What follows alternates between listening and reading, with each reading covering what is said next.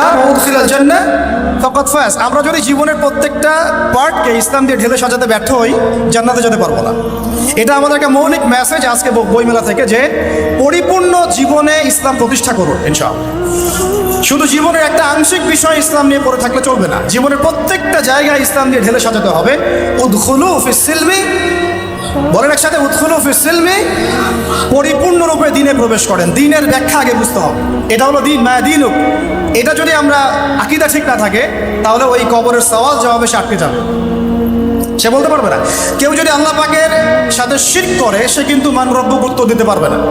একইভাবে কেউ যদি নবী সাল্লাল্লাহু আলাইহি ওয়াসাল্লামের সুন্নাহ বাদ দিয়ে অন্য কোনো সুন্নাহ তালাশ করে ওইভাবে জীবনযাপন করে, সে কিন্তু মান নবীও উত্তর দিতে পারবে না।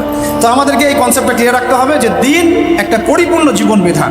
এখন আসেন যে এর বেসটা কী হবে, এর ভিত্তিটা কী হবে। এর জন্য আপনাকে চলে যেতে হবে ওই বিদায় হজের ভাষা।